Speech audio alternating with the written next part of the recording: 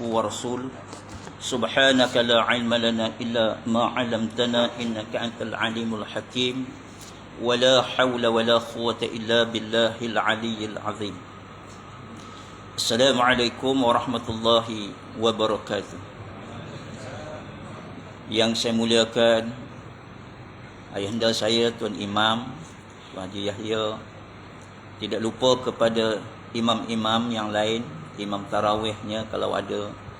Tidak lupa juga kepada muazzin yang sentiasa melaung dan mengingatkan kepada jamaah tentang kemasukan waktu solat supaya jamaah dapat menunaikan solat pada waktunya. Dan seterusnya kepada saf kepimpinan jawatan kuasa, akhirnya kepada tuan-tuan muslimin, muslimat, hadirin, hadirat. Mudah-mudahan pertemuan kita di awal pagi subuh ini Allah Subhanahu wa taala kurniakan kepada kita akan hidayah, kefahaman terhadap agama, dan akhirnya kita dapat melaksanakan ibadah dalam kehidupan kita sebagai ibadah yang bersandarkan kepada hukum hakam dan juga ilmu, dan akhirnya Allah terima ibadah kita di sisinya insya-Allah. Baik tuan-tuan yang dirahmati oleh Allah Subhanahu wa taala, dalam kesempatan waktu yang ada ini dalam Ramadan, bulan yang penuhi dengan keberkatan, maka jangan kita tinggalkan amalan-amalan yang biasa kita buat, ya, dengan kita nak mengejar amalan-amalan yang kadang-kadang kita dengar lipat gandanya ganjaran pahala itu. Yang kita nak kejar terus mengejar, tetapi yang dilaksanakan jangan dicicirkan. Di awal pagi biasanya kita menyebut kalimah yang seperti biasa kita sebut pada pagi tadi. Kita sebut subhanallah, maha suci Allah. Menjadikan zikir pada diri kita. Kenapa maha suci Allah? Sebab Allah ini maha sucinya, dia tidak pernah ada di dalam perasaan pada diri Allah Ta'ala ini sebagai Tuhan yang maha pencipta. Dia marah kepada hamba ni walaupun ada hamba yang tak taat pada dia. Dia tetap menyampaikan dan memberikan rezeki kepada hamba-hamba dia walaupun hamba itu kadang-kala tidak taat pada perintah dia.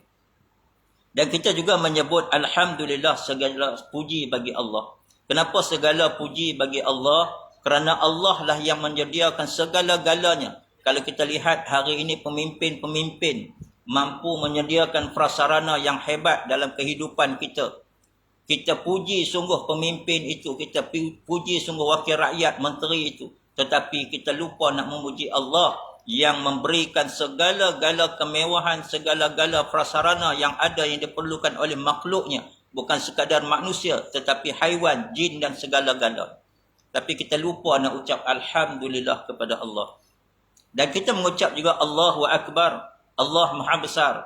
Kerana apa? Kehebatan makhluk yang ada di atas muka bumi ini, dia tidak boleh menandingi kehebatan Allah. Dan ada perkara-perkara yang mana tak mampu langsung nak dibuat oleh makhluk, tetapi terlalu mudah bagi Allah Subhanahu wa taala. Maka sebab itulah pada bulan Ramadan kita teruskan dengan berzikir kita lebih-lebih lagi apa yang disebutkan ketika mana Nabi SAW dalam peristiwa Isra' wal Mi'raj, yang dipesankan oleh para nabi terdahulu kepada baginda Nabi SAW. Wahai Muhammad, sampaikan salammu kepada umat-umat. Siapa yang menyampaikan? Nabi Allah Ibrahim alaihissalam. Sebab itu dalam tahiyat kita, kita sebut nama Nabi Allah Ibrahim, kita tak sebut nama nabi-nabi yang lain. Apa pesanannya kepada kita setelah mana menyampaikan salam? Maka dikatanya, sampaikanlah kepada umatmu bahawa bumi ataupun tanah syurga itu sangat subur. Maka bercucuk tanamlah di dalam dunia ini supaya besok bila mana kita berada di dalam syurga besok, syurga kita itu dipenuhi dengan pokok-pokok hasil tanaman kita. Tetapi tanaman itu bukan musang king, bukannya manggis, bukannya lemon, tetapi tanaman itu adalah subhanallah walhamdulillah wala ilaha illallah Allahu akbar. Maka inilah zikir yang kadang-kadang kita nampak simple, kita nampak ringkas, tetapi sebenarnya dia sangat bermanfaat pada yaumul akhirah untuk kita. Maka jangan kita abaikan, dan dalam masa yang sama, zikir-zikir, amalan-amalan yang kita buat itu, kita bawa terus dalam masa kita mencari sesuatu yang Allah kurniakan pada bulan Ramadan semata-mata. Iaitu contohnya Lailatul Qadar. Lailatul Qadar ini dia cuma ada pada malam Ramadan, tak ada pada bulan Syawal. Tidak ada pada bulan Zulhijjah. Sebab itulah saya menyeru pada diri saya, ahli keluarga saya dan juga kepada seluruh muslimin muslimat. Peruntukkanlah masa supaya kita mencari benar-benar harapan kita semoga dalam ibadah kita ini kita mendapat redha Allah. Dalam kita berbicara tentang Lailatul Qadar, kita jangan duk cari Lailatul Qadar tak jumpa. Kerana Lailatul Qadar ni Allah yang punya. Lebih baik kita beribadah mencari redha Allah dan Allah akan beri. Ada orang yang mencari Lailatul Qadar, dia melihat kepada pesanan-pesanan apa yang disebut Lailatul Qadar ini pada malam-malam ganjil. Jadi malam genap dia tak datang sembahyang. Nang buka tinang kui buka tikui. Datang semayang kita nak cari redha Allah. Lailatul Qadar siapa punya? Allah yang empunya. Dia nak bagi kepada siapa? Selayaknya dia boleh beri kepada siapa yang dia kehendaki. Maka sebab itu bila kita mencari redha Allah, maka kita akan mendapat janji-janji Allah. Berbalik kepada apa yang kita akan dapat janji-janji Allah ni, kalau saya ingat di dalam Al-Quran, kita berpuasa ada ayat yang sering kali kita didengarkan. Ya ayyuhalladzina amanu kutiba alaikumusiyam kama kutiba alal ladzina min qablikum la'allakum tattaqun. Wahai orang-orang yang beriman, diwajibkan kepada kamu, difardukan kepada kamu berpuasa seperti mana orang yang terdahulu daripada kita. Nak tunjukkan bukan kita je puasa, orang dulu pun puasa. Nabi Adam AS berpuasa setelah mana dia bertemu kembali dengan Siti Hawa atas rasa kesyukuran dia. Dia pertemukan kembali jodohnya yang mana terpisah lama itu. Maka Nabi Adam berpuasa. Nabi Musa AS berpuasa. Nabi Daud AS berpuasa. Nabi Isa AS berpuasa. Tetapi puasa mereka tidak sama seperti mana yang difardukan kepada Nabi Muhammad sallallahu alaihi wasallam dan umat-umatnya, iaitu diwajibkan sebulan bulan Ramadan itu berpuasa. Tetapi janji apa yang diperintahkan Allah itu Allah memberikan habuan di penghujungnya, iaitu kata Allah la'allakum tattaqun, mudah-mudahan kita beroleh takwa. Takwa ini apa? Taqarrub ila Allah, dekat diri dengan Allah. Tetapi untuk kita memahamkan ibadah puasa ini, kita kena faham dulu apa kehendak ayat suci Al-Quran.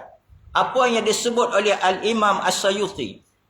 Imam Sayuti menyebutkan bahawa apabila ada ayat suci Al-Quran yang mana Allah SWT menjanjikan sesuatu.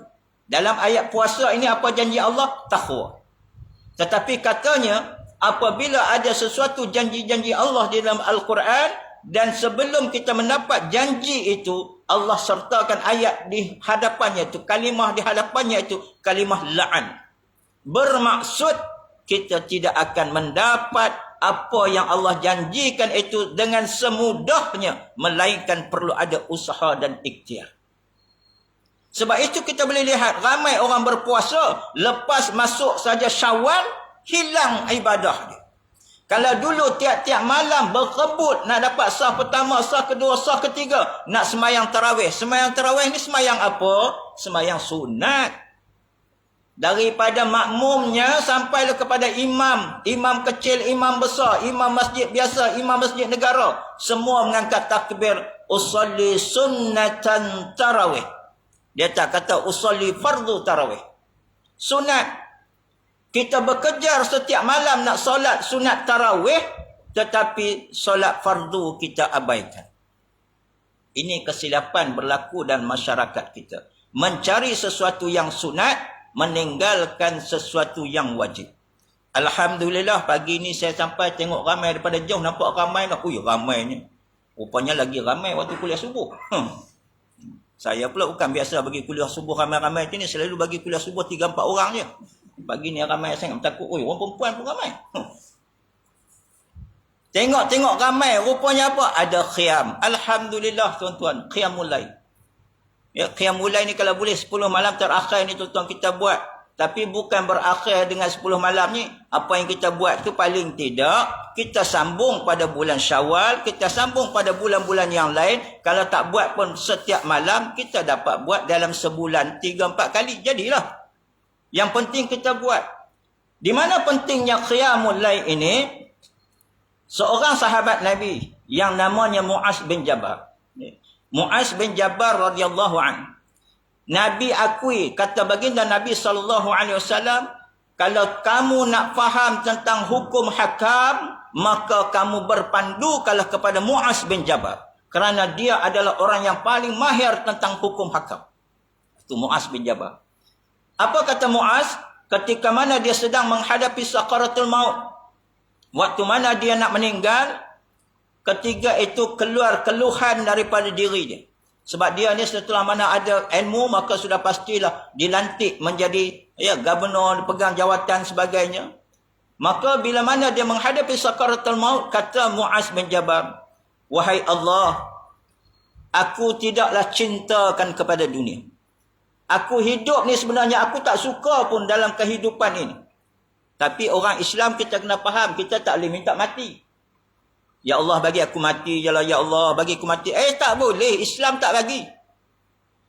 Dia tidak minta mati. Tetapi bila mana sedang menghadapi sakaratul maut, waktu tu dia nyatakan kepada Allah, wahai Allah, sebenarnya aku bukan suka dalam kehidupan ini. Tetapi aku gemar hidup ini atas 3 sebab saja. Kalau tidak, aku tak hidup pun tak apa. Tapi aku suka hidup ni atas 3 sebab. Kalau tanya kita, kenapa suka hidup? Saya kalau boleh nak kumpul duit banyak. Kalau boleh, bagi saya hidup lebih kurang dalam 3-4 tahun lagi. Kenapa? Nak keluar semua duit KRB SP. Kita dulu kira itu je. Dia kata, aku suka hidup ni wahai Allah. Sebab 3 perkara. Yang pertama, aku suka hidup ini kerana apa? Aku nak berpuasa pada hari-hari yang panas dan pada hari yang tertentu. Hari yang panas tu kalau boleh aku nak puasa.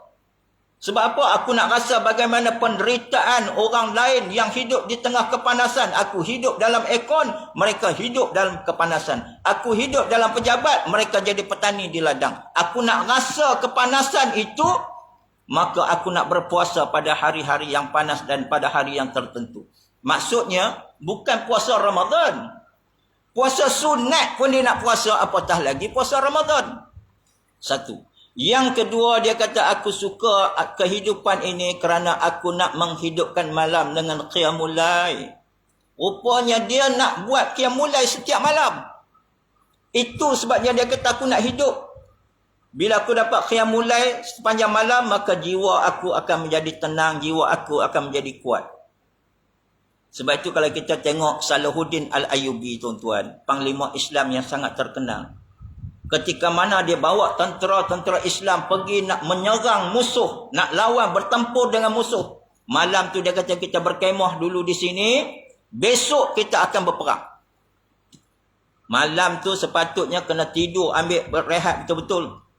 Macam saya malam tadi, ni besok nak kuliah subuh ni kat Al-Barakah. Cakap kat isteri, ni kena tidur, nak ambil tenaga sikit.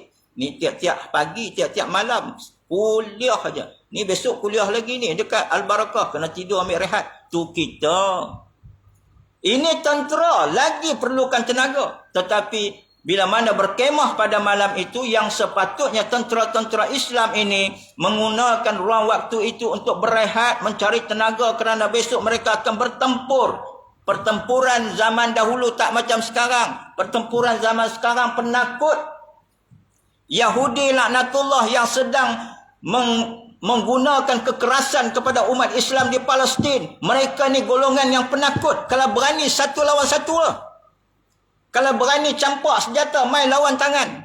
Ataupun kalau berani sangat, bagi senjata sama-sama. Ini senjata pakai ketir batu. Senjata pakai apa? Pakai terbih tempat saya kata. Lastik pula, lastik. Sini panggil lastik. Tempat saya dia panggil terbih. Buat cari pokok yang ada cabang sikit, buh petang tu terbih. Bolehlah berani senjata kan, tapi zaman dulu berperang secara depan berdepan, satu lawan satu, pedang lawan pedang, tu baru berani. Jadi ketika itu tentera Islam ini sepatutnya menggunakan tenaga malam itu, mereka tidur nak kumpul tenaga sebab besok nak berperang. Tetapi rupa-rupanya malam itu juga Salahuddin Al-Ayyubi berjalan daripada satu kemah ke satu kemah tentera-tentera yang ada itu. Dia nak lihat Siapakah di kalangan tentera-tentera Islam ni yang sanggup mengorbankan ruang tidurnya, keselesaan tidurnya, tetapi dia bangun untuk qiyam, menghidupkan malam, membaca Al-Quran, solat tahajud, solat hajat ketika itu. Kerana itulah orang yang akan dipilih untuk menduduki saf-saf yang paling hadapan. Kerana bila orang yang mana bangun malam, jiwanya akan menjadi hebat. Orang yang bangun malam, dia tak akan takut kepada makhluk melainkan Allah Subhanahu wa taala. Maka besok bila bertempur, orang ini tidak akan gerun dengan musuh yang berada di hadapan. Sebaliknya mereka hanya akan takut kepada Allah. Sebab itu Salahuddin pilih orang yang qiyamul lail, duduk di saf hadapan. Itu pentingnya. Kita ni bukan nak pergi berperang. Tapi berperang tak kita hari ini? Ya, kita sedang berperang dengan hawa nafsu. Kita berperang bagaimana nak menahan kelaparan, menahan dahaga kita, nak menahan mata kita daripada memandang yang haram, menahan tangan kita daripada mencapai sesuatu yang diharamkan. Semua itu kita sedang berperang dengan hawa nafsu. Maka sudah pastilah qiyamul lail ini perlu dalam kehidupan. Kemudian yang ketiga kata Muaz bin Jabal, aku suka hidup ini wahai Allah. Kerana apa? Kerana aku nak duduk dalam majlis yang adanya para ulama dan di sana adanya zikir. Kita dengar kuliah lama sikitnya mula. Gesok. Mula-mula tengok muka penceramah. Jemu aku tengok dah muka ustaz ni. Tengok muka kedua. Muka jam. Pukul berapa ni nak berhenti? Muka ustaz dah tengok muka jam pun dah tengok. Tak berhenti-berhenti aku tengok muka pintu. Pintu mana aku nak lari keluar. Tak boleh lama sikit. Ni bukan sini lah. Ni tempat lain punya cerita. Kalau kena pada muka. Nak bagi tahu bahawa mereka ini nak hidup dalam majlis yang adanya zikir. Kita kadang-kadang takut. Malam-malam Ramadan, mana-mana masjid surau tuan-tuan, sudah pasti akan bergemanya suara alunan selawat. Bulan lain tak ada. Bulan Ramadan. Bukan tak boleh sebenarnya bulan lain pun. Tapi orang tak buat. Kadang-kadang nak dibuat oleh Tok Imam dengan Tok Bilal. Orang kata ni buang tabiat ni Tok Bilal ni nak mampu dah apa? Duk selawat tak pasal-pasal. Padahal selawat bukan salah pun. Tapi tak apalah. Bulan Ramadan ada selawat. Disebut di sana Subhanal Malikil Ma'bud, Subhanal Malikil Majud. Bulan Ramadan. Allahumma salli ala Sayyidina wa Nabiyyina wa Habibina wa Syafi'ina wa Dhukharina wa Maulana Muhammad. Bulan Ramadan. Bulan lain tak ada. Jadi bila mana kita bawa anak isteri kita berada di masjid, di surau, maka kedengaranlah selawat. Paling tidak, mulut tak buka, hati akan ikut. Mula-mula hati dulu. Lama-lama dia buka sikit. Malam kedua buka mulut sikit. Malam ketiga. Masuk malam kelima dia lagi kuat pada Tok Bilal. Alhamdulillah. Tercapai hasrat matlamat kita. Iaitu bibir dan mulut kita sentiasa berzikir kepada Allah. Berselawat kepada Nabi SAW. Selawat ni tuan-tuan, besar ganjaran. Kita tak nampak.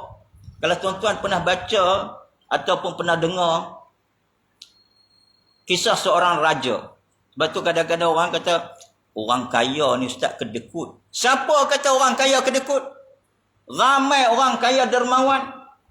Kadang-kadang kita minta derma RM10, dia bagi 100. Kaya, tak kedekut.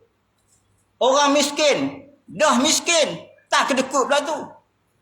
Dia nak makan pun susah, tapi bila kita pergi minta derma, sanggup dia bagi. Ramai begitu. Dan ramai juga orang miskin tapi kedekut. Ramai juga. Orang kaya kedekut tiada masin pun ramai juga. Jadi dia bukan kira siapa. Seorang raja, kalau tuan-tuan pernah dengar kisah ini, iaitu seorang raja. Balik buka sejarah. Buka kitab sirah. Buka kitab sejarah, cari. Seorang raja, iaitu Raja Hamid. Daripada zaman pemerintahan dia ini di zaman Utsmaniyah. Raja Hamid ini tuan-tuan, walaupun dia raja tapi dia tidak pernah meninggalkan selawat kepada Nabi. Setiap hari, lebih-lebih lagi sebelum dia tidur, dia akan berselawat ke atas junjungan besar Nabi Muhammad sallallahu alaihi wasallam. Jadi suatu hari dia tertidur. Lepas dia buat kerja dia terlupa, tertidur, penat sungguh, tertidur dia. Tiba-tiba besok satu hari tu, besoknya datang seorang peniaga, ahli perniagaan sampai depan istana dia. Dia bagi tahu kepada pengawal istana, aku nak jumpa raja. Orang bagi masuk. Sebelum jumpa raja, jumpalah dulu dengan penasihat raja. Penasihat raja tanya, kenapa kamu nak jumpa ni? Dia kata, aku nak jumpa raja kerana raja ada berhutang dengan aku.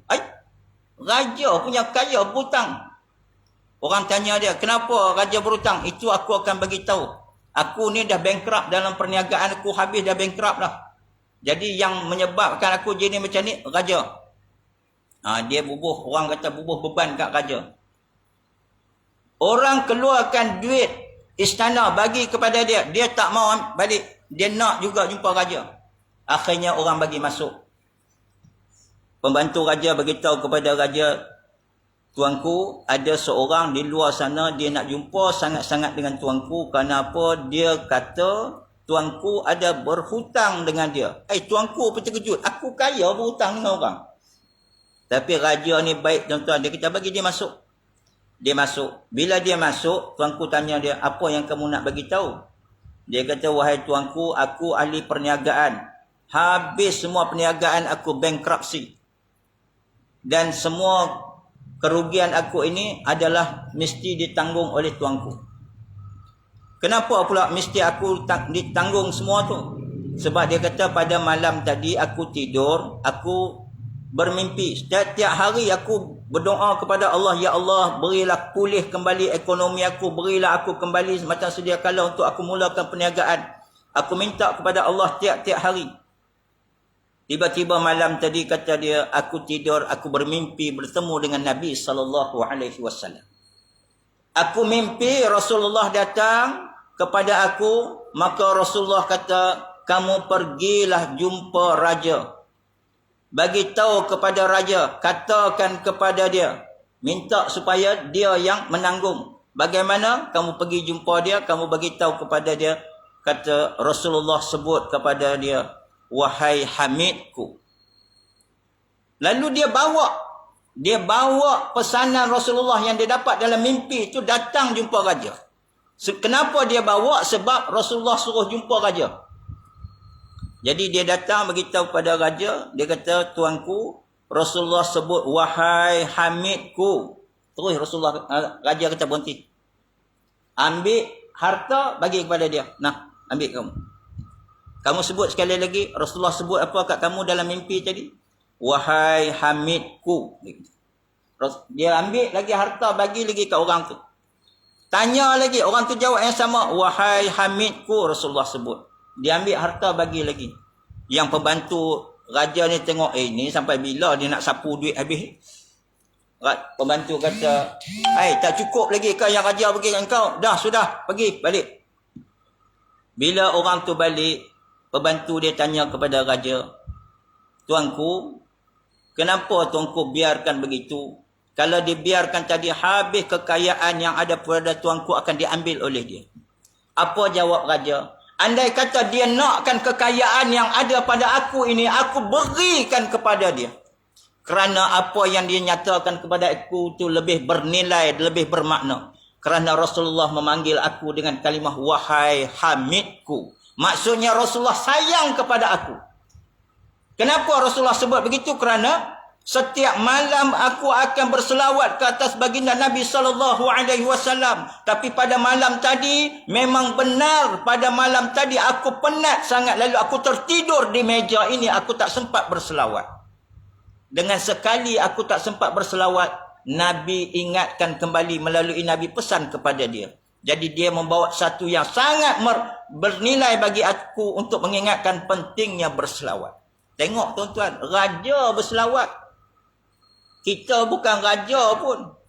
Orang biasa. Tapi ya Allah, kedekut hidung masin. Bukan suruh bagi duit, suruh selawat.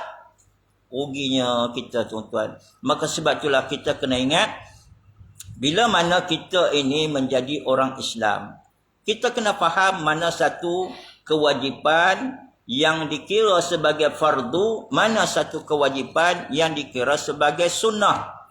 mana yang mesti diutamakan. Yang sunnah jangan dicicirkan, tetapi yang fardu mesti diutamakan. Ramainya kita pada hari ini yang tidak faham, tuan-tuan. Tidak faham bagaimana dia berpuasa tetapi tak semayang.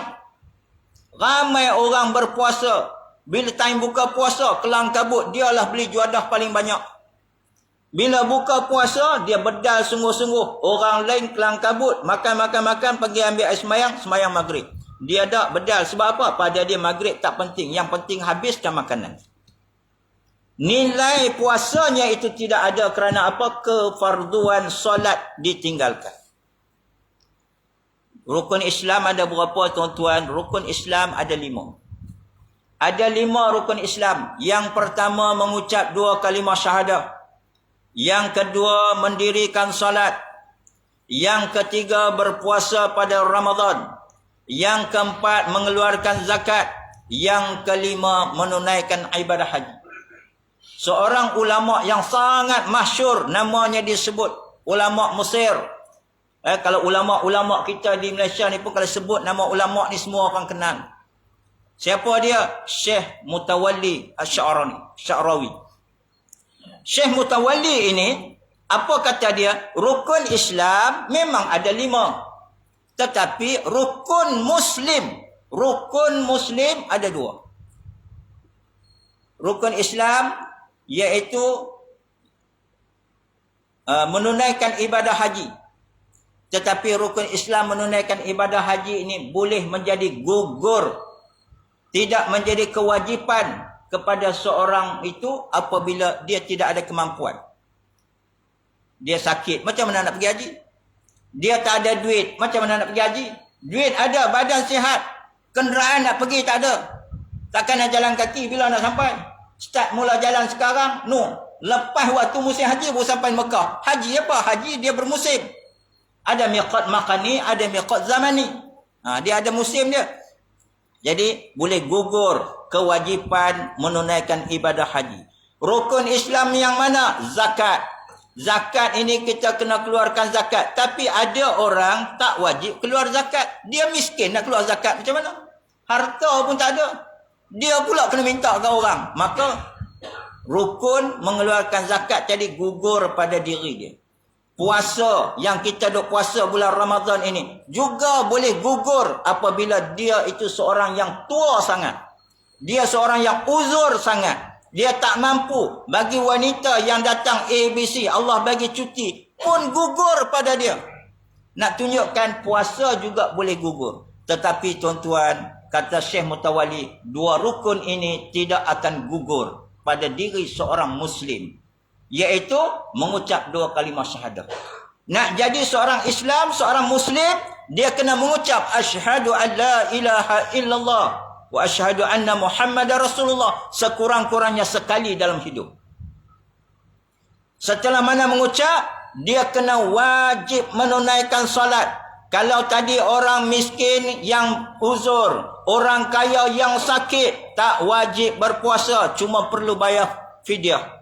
Tetapi orang kaya, orang miskin, rakyat jelata, raja-raja, ibu-ibu, bapa-bapa, waktu senang, waktu selesa, waktu sendat, waktu susah, wajib menunaikan solat. Solat dia takkan gugur. Kita lihat bagaimana umat Islam yang berada di bumi Palestin, biarpun mereka diancam, mereka sedang ditindas oleh Zionis laknatullah, tetapi mereka sedar diri mereka Islam, diri mereka Muslim, maka sebab itu mereka menunaikan kewajipan solat, termasuk mereka nak mengerjakan ibadah solat sunat tarawih. Sampai tengah semayang tarawih pun ditembak di dalam masjid. Tapi kita di Malaysia aman, tak datang masjid. Siapa yang kena tembak sekarang? Rupanya kita ditembak dengan hawa nafsu. Kita sedang ditembak oleh bisikan-bisikan syaitan, sehingga kita mengabaikan perintah yang difardukan kepada kita. Maka sebab itulah tuan-tuan, kita kena kembalikan jati diri kita sebagai orang Islam. Lailatul Qadar ni tuan-tuan, seperti mana yang diingatkan, begitu juga biasa imam-imam baca di dalam solat sunat tarawih. Masuk saja 15 malam ke atas, maka mulalah imam membaca inna anzalnahu fi lailatul qadr wa ma adraka ma lailatul qadr lailatul qadri khairum min alf syahr. Dibacakan surah tu. Nak bagi tahu ni, bagi tahu ni dah dekat ni nak sampai malam yang ada orang katakan kelebihan ganjaran yang Allah beri. Beramal pada malam tersebut seperti mana kita beramal selama 1000 bulan. Mana ada majikan buat kerja sehari dibayar gaji untuk 1000 bulan. KWSP puas kita merayu nak minta. Bukan duit dia pun duit kita. Pun tak nak bagi ni, nak bagi duit mereka kat kita. Lagi tak. Tapi Allah sanggup memberi kepada hamba-hamba dia. Diingatkan oleh Tuan Imam. Tapi 15 malam yang terakhir inilah makin susut, makin susut, makin susut. Last sekali daripada 5 saf tinggallah 1 saf. Itu pun kadang-kadang tak penuh. Tu dalam keadaan kita bagi tahu tu adanya malam Lailatul Qadar. Tak, dia tak ni juga. Bila mana kita masuk saja 15 malam yang terakhir ini, apa yang kita buat dalam semayang witir kita, kita mengangkat tangan membaca qunut. Allahumma hdina fi man hadait wa afina fi man afait. Kita minta apa tu? Allahumma hdina fi man hadait. Kita minta kepada Allah, ya Allah berikan kepada aku hidayah. Supaya aku ni dengan hidayahmu ya Allah, aku istiqamah dapat meneruskan ibadah sehingga kepada penghujung Ramadan. Dan ibadah itu aku bawa pada 11 bulan yang lain. Kita minta kepada Allah. Tapi yang kita minta tu sebab kita tak faham. Macam doa lah. Ya, minta maaf lah kalau doa ni tuan-tuan. Doa yang, sebab tu kadang-kadang doa ni tuan-tuan saya suka baca, kadang-kadang baca separuh kita baca doa Melayu. Sebab apa? Nak bagi faham. Sebab bukan kita semua faham Lughatul Arabiah. Macam doa tarawih. Doa lepas semayang tarawih, sebelum masuk kepada semayang witir, ada satu doa. Doa ni kadang-kadang Pak Imam yang baca. Pak Imam pun penat tuan-tuan. Saya tahu, saya tiap malam kena jadi ni imam sekarang ni. Bila mana kita baca doa, kita penat. Tapi kita baca juga. Doa lepas tarawih ni tuan-tuan, sebelum kita pergi kepada sembahyang witir, yang kita minta tu apa? Kita minta supaya yang di belakang makmumnya mengaminkanlah yang dibaca oleh imam. Kita makmum. Nak minta pun kita tak apa nak tahu sangat. Tak apalah Pak Imam minta, Pak Imam kami tukang aminkan jadi ya. Nak aminkan tu pun macam tak bermaya sungguh. Ya. Bila Pak Imam baca aja dia, amin. Aminlah kuat sikit. Amin ya Allah. Amin ya Allah. Nampak kesungguhan kita apa yang diminta, jadi kita minta Allah perkenankan. Ini nak amin pun Allah rasa lemahnya. Apa yang Pak Imam tu minta sebenarnya? Kita tak faham dalam bahasa Arab. Sebenarnya kalau ditranslatekan balik, diterjemahkan balik doa yang dibaca oleh imam tadi, imam minta kepada kita, ya Allah kurniakan kepada kami akan jannah syurga. Habis kita tak nak syurga kan? Nak. Kenapa tak nak aminkan kuat-kuat? Amin ya Allah. Kita Allah macam tak bermaya sungguh. Ya? Apa lagi Pak Imam Wah, Pak Imam tak tahu Pak Imam beda lawa Pak Imam. Disebut dalam hadis-hadis Nabi bidadari ni, kalau dia ludah mai ke langit, ya. Ludah mai saja wangi, enggak ludah ke langit pula. Ludah mari ke dunia ni akan harum seisi dunia. Tu baru ludah. Suruh isteri kita ludah ke muka kita tengok. Wangi tak wangi, pelempang bagi ya. Tu isteri kita. Ya. Bidadari ni punya lawa, tengok sebelah sini, nampak sebelah sana. Comel. Comel. Jadi orang perempuan jangan marah lah. Buat macam mana orang lelaki dapat bidadari. Jadi ibu-ibu, kakak-kakak jangan bimbang. Don't worry, be happy. Ya. Kalau rasa cemburu, maka kata Nabi SAW, bidadari ni lawa dia tu, hebat dia tu, tak boleh nak dibandingkan. Tetapi lebih lawa lagi iaitu ketua bidadari. Ketua bidadari lebih lawa daripada bidadari. Siapakah ketua bidadari itu? Kata baginda Nabi adalah isteri-isteri kamu. Isteri kita. Oh, rupanya isteri kita lagi lawa. Lawa apa ustaz? Tengok badan, macam dengan gundi bajak. Tengok muka Allah ustaz. Topeng apa tu lagi lawa. Kalau itulah rupa isteri kita, itu sekarang. Bukan waktu di akhirat nanti. Di akhirat nanti lain. Isteri kita ini akan jadi lebih lawa daripada bidadari yang ada. Sebab kata baginda Nabi, ketua bidadari lebih lawa daripada bidadari. Siapa ketua bidadari itu? Sahabat tanya. Iaitu isteri-isteri kamu. Jadi rupanya isteri kita besok lagi lawa. Sekarang tengok tak lawa, tapi besok dia comel. Ya ke? Tuan-tuan, masuk bidadari, masuk dalam syurga, Allah beri kat kita di bidadari, tuan-tuan, 70 orang lebih.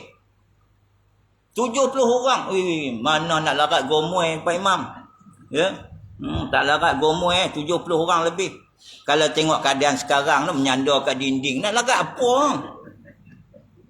Duduk atas kerusi ni, nak layan bidadari, duduk atas kerusi je ni. Mana larat dah? Itu sekarang, tapi bila mana di akhirat, Allah telah ubahkan kita. Sebab tu yang masuk syurga semua muda belaka. Bukan maksudnya Pak Imam tak masuk syurga sebab dah tua. Tak, Pak Imam jadi muda balik. Baru boleh melayan bidadari. Sama halnya dengan isteri kita sekarang nampak tak cantik, tetapi di akhirat dia lebih cantik. Tapi syarat, yang ni kena belas kena ingat. Oh, cemburu pula cerita bab bidadari, dia punya cemburu lah. Nak cemburu apa? Anda akan menjadi ketua bidadari, tapi dengan syarat masuk syurga dulu. Mana ada ketua bidadari duduk dalam neraka? Nak masuk syurga kena taat suami, kena dengar cakap suami, jangan banyak membawang, jangan sepatah suami, 10 anda. Itu tajuk lain lah. Sagi sebut panjang-panjang, balik tu tak dengar kuliah pula. Nak sebutkan bahawa inilah ganjaran-ganjaran yang Allah sedia. Pak Imam punya minta, ya Allah kurniakan kepada kami bidadari ya Allah. Tapi oleh kerana dalam bahasa Arab kita, amin. Cuba Pak Imam terjemahkan doa tu. Wahai Allah, kurniakan kepada kami, wahai Allah. Kalau tak dapat bidadari pun, janda-janda yang comel pun jadilah ya Allah. Satu masjid, amin. Sebab kita tak faham. Bila kita faham Allah. Jadi sebab itu dalam bab solat ni pun tuan-tuan kita kena faham. Bila mana kita baca di akhir-akhir ni, kita baca ayat, ya alhaakumut takasur. Ya, Allah beri peringatan kepada kita apa? Iaitu jangan kita bangga, jangan kita megah. Kita ni dah masuk 22 hari. Bila 22 hari, ingat-ingat balik. Si dolah ni muka pun tak nampak, bayang tak nampak lagi. Mana si dolah ni? Ni dah 22 hari ni. Teruk betul dolah. Dia dah mula. Sebab dia tiap-tiap malam datang semayang. Si dolah, bukan dolah ni contoh nama. Lagi kalau ada sini nama dolah, dia kata, amboi ustaz buh aku tu. Dah ni bagi contoh lah. Sekali lagi dia kata, aku datang tiap-tiap malam. Berqiyam mulai. Aku datang tiap-tiap malam semayang tarawih. Dolah ni bayang pun tak nampak. Tak terpakai punya. Sebenarnya yang tak terpakai tu kita. Amalan kita habis. Sebab apa? Bangga diri. Sebab itu disebut di sana, alhaakumut takasur hatta zurtumul maqabir. Kebanggaan, kemegahan akan membawa kepada kebinasaan. Sampai mana? Sampai lubang kubur. Maka sebab itu tuan-tuan kena hati-hati, jaga betul amalan kita. Lebih-lebih lagi di penghujung Ramadan ni, banyak kita akan diselewengkan perjalanan kita supaya kita tidak mencapai apa yang Allah sediakan untuk kita, antaranya iaitu Lailatul Qadar. Jadi saya harapkan sangat supaya kita dapat sama-sama saling doa-mendoa antara satu sama lain, supaya kita sama-sama dapat memperteguhkan iman kita, takwa kita dalam mencari redha Allah Subhanahu wa taala, dan kita memaafkan orang. Seorang juga sahabat Nabi SAW, apabila tengah-tengah Rasulullah duduk beri kuliah, beri tazkirah dalam halaqah yang ada dalam masjid, tiba-tiba Rasulullah berhenti sekejap. Kata baginda Nabi SAW, sekejap nanti akan lalu seorang penghuni syurga. Sahabat-sahabat tengok siapa? Tengok hamba Allah ni lalu. Besok sama juga. Sembang. Lala sekali Nabi kata sekejap nanti akan datang seorang lagi, ya, penghuni syurga. Tengok orang yang semalam juga. Bila 3 kali berturut-turut Nabi sebut dan 3 kali berturut-turut orang yang sama, maka sahabat tadi dah mula iri hati. Tapi sahabat dia iri hati bukan dia dendam. Kita bila iri hati mula cari tok bomoh tok pawang. Dia iri hati, dia nak tahu apa amalan dia ni sampai Nabi kata ahli syurga. Maka dia pergi jumpa hamba Allah ni. Jumpa, dia tanya, ya, apa amalan kamu sebab Nabi iktiraf kamu ni penghuni syurga. Apa amalan? Aku tengok kamu amalan kamu macam biasa je pun. Dia kata memanglah aku amalan aku biasa macam mana kau orang jugalah. Cuma mungkinlah ada sedikit iaitu apa dia tu? Iaitu aku jadikan amalan aku sebelum aku tidur malam, aku akan bersihkan daripada diri aku ni memiliki sifat dendam. Aku akan memaafkan semua orang yang pernah berurusan dengan aku. Aku akan memaafkan semua orang Islam supaya mereka tidak ada dosa dengan aku. Maka aku dapat tidur dalam keadaan tenang. Rupa-rupanya dengan amalan itu menunjukkan hatinya yang sangat luhur, sangat bersih, memaafkan orang, maka itu amalan yang membawa dia ke syurga Allah. Jadi kita harap tuan-tuan, kita dapat buat banyaklah amalan-amalan para sahabat yang kita boleh ikut dan boleh kita contohi. Maka kita harap kita lakukan dengan sebaik-baiknya dalam mencari redha Allah Subhanahu wa taala. Jadi pengakhir saya nak sebutkan di sini tuan-tuan, kenanglah peristiwa yang pernah juga saya sebut di masjid ini, iaitu bagaimana pengajaran yang berlaku kepada Siti Hajar dan Nabi Allah Ibrahim. Bukan maksudnya salah kuliah begini, tak. Tapi nak bagi peringatan. Apabila Nabi Allah Ibrahim alaihissalam bawa anaknya, putranya Ismail, bawa isterinya Siti Hajar, bawa pergi di bumi Mekah. Ketika itu tak ada rumah orang, tak ada pokok kayu. Ditinggalkan di padang pasir dengan bekalan yang tidak mencukupi. Sebab apa? Sebab perintah pada Allah. Bila dia nak balik, isterinya Siti Hajar ni capai tangan baju, pegang. Lalu dia tanya kepada isteri dia, wahai suamiku Nabi Allah Ibrahim, benarkah, aku nak tanya betul-betul, betulkah yang kamu bawa aku tinggal di sini dengan anak kecil ini, dengan makanan yang tak cukup, kamu tinggalkan di sini atas perintah Allah? Lalu Nabi Ibrahim kata, na'am, ya, sebab perintah Allah. Dia lepas tangan baju. Dia biarkan suami dia balik. Kenapa? Sebab dia yakin, kalau Allah lah yang suruh suami aku bawa aku dengan anak kecil ini duduk di sini dengan makanan yang tak cukup, aku tak bimbang tidak ada makanan. Kerana Allah pemegang rezeki. Aku tidak bimbang gangguan-gangguan kerana Allah Tuhan yang maha pelindung. Aku tidak takut apa pun kerana Allah maha melihat, Allah maha mendengar. Tengok bagaimana keyakinan seorang wanita. Maka suami balik, tinggal dia. Anak kecil ini menangis. Nabi Allah Ismail menangis. Kehausan. Maka ketika itu dia mula cari air. Tadi dia dah sebut dah. Aku tak bimbang. Aku tak bimbang tentang rezeki. Sebab apa? Allah pemegang rezeki. Apa aku nak bimbang? Walaupun tak ada makanan stok yang disediakan. Walaupun minyak bagi sepaket. Nak beli banyak tak boleh. Aku tak bimbang. Sebab apa? Sebab Allah pemegang rezeki. Tapi bila anaknya menangis, Siti Hajar berlari-lari mencari air. Daripada Bukit Safa ke Bukit Marwah, Marwah ke Safa, Safa ke Marwah. Sehingga hari ini kita jadikan ibadah sa'i.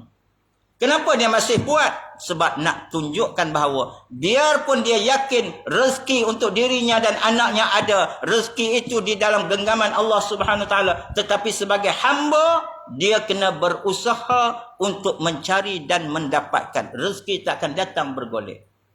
Kita hari ini, kalau ada betul Allah yang beri rezeki, apa nak susah-susah pergi kerja, tak payah.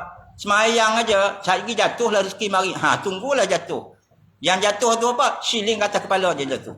Jadi kita sebagai orang Islam kena berusaha, insya-Allah. Kalaulah rezeki itu pun ditunjukkan perlunya ada usaha dan ikhtiar, apatah lagi kita nak dapat redha Allah, nak dapat la'allakum tattaqun janji Allah, kita kena berusaha untuk mendapatkan Mudah-mudahan kita semua akan perolehi dan kita dapat redha Allah. Orang yang mendapat redha Allah, insya-Allah syurga akan diberi oleh Allah SWT. Jadi saya kira cukup setakat ini. Ini pun banyak kuliah suruh hari ni.